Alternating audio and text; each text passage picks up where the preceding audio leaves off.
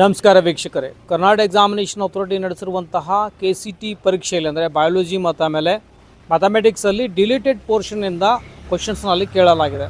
Almost biology ನೋಡಿದಾಗ 12 ಪ್ರಶ್ನೆಗಳು ಮತ್ತು ಮ್ಯಾಥಮೆಟಿಕ್ಸಲ್ಲಿ ಮಿನಿಮಮ್ 11 ಪ್ರಶ್ನೆಗಳನ್ನು ಡಿಲೀಟೆಡ್ ಪೋರ್ಷನ್ನಿಂದ ಕೇಳಲಾಗಿದೆ.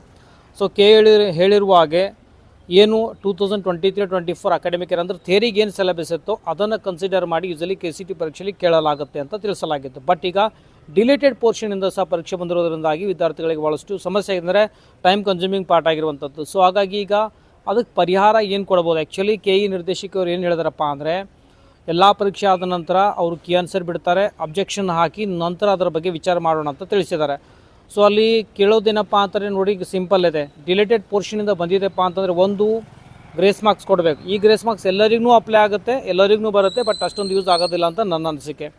ಏನು ಮಾಡ್ಬೋದು ಈಗ ಅಂತಂದರೆ, ಮತ್ತೊಂದು ಸಲ ಪರೀಕ್ಷೆ ನಡೆಸಬೇಕು ಒಂದು, ಬಟ್ ಅದು ಅವರು ನಡೆಸೋದಿಲ್ಲ ಅನ್ಕೋತೀನಿ.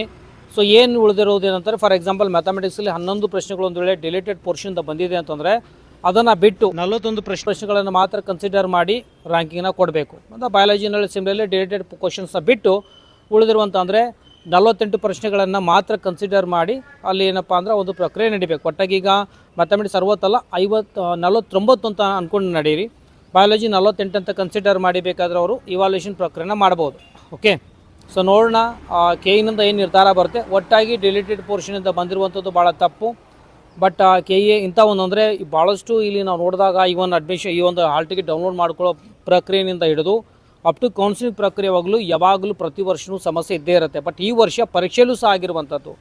ಯಾಕೆಂದರೆ ಎಲ್ಲರಿಗೂ ಗೊತ್ತಿದ್ದು ಏನಪ್ಪ ಅಂದರೆ ಡಿಲೇಟೆಡ್ ಪೋರ್ಷನಿಂದ ಕೇಳಬಾರ್ದು ಅಂತೇಳಿ. ಬಟ್ ಏನು ಎಕ್ಸ್ಪರ್ಟ್ಸ್ ಏನು ಕ್ವಶನ್ ಪೇಪರ್ ತೆಗೆದಿರ್ತಾರೋ ಅವರಿಗೆ ಈ ಒಂದು ಮಾಹಿತಿ ಗೊತ್ತಿಲ್ಲ ಅಂದರೆ ಒಂದು ಟೈಪ್ ಏನಪ್ಪ ಅಂದರೆ ಭಾಳ ವಿಚಿತ್ರ ಅನ್ನಿಸ್ತಾ ಇದು. ಬಟ್ ಎನಿವೆ ನೋಡೋಣ ಕರ್ನಾಟಕ ಎಕ್ಸಾಮಿನೇಷನ್ ಅಥಾರಿಟಿ ಏನು ನಿರ್ಧಾರ ತೆಗೆದುಕೊಳ್ಳುತ್ತೆ. ಒಟ್ಟಾಗಿದು ವಿದ್ಯಾರ್ಥಿಗಳ ಒಂದು ಭವಿಷ್ಯದ ಪ್ರಶ್ನೆ ಆಗಿರುವಂಥದ್ದು. ಸೊ ಹಾಗಾಗಿ ಒಂದು ಒಳ್ಳೆಯ ನಿರ್ಧಾರ, ಒಂದು ಸೂಕ್ತವಾದಂಥ ನಿರ್ಧಾರ ತೆಗೆದುಕೊಳ್ತಾರೆ ಅಂತ ನನ್ನ ಅನಿಸಿಕೆ ಇದೆ.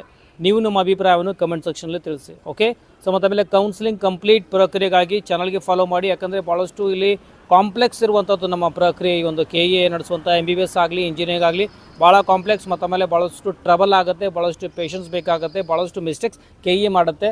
ಅದನ್ನೆಲ್ಲ ನಿಭಾಯಿಸ್ಕೊಂಡು ಹೋಗಬೇಕಾಗತ್ತೆ.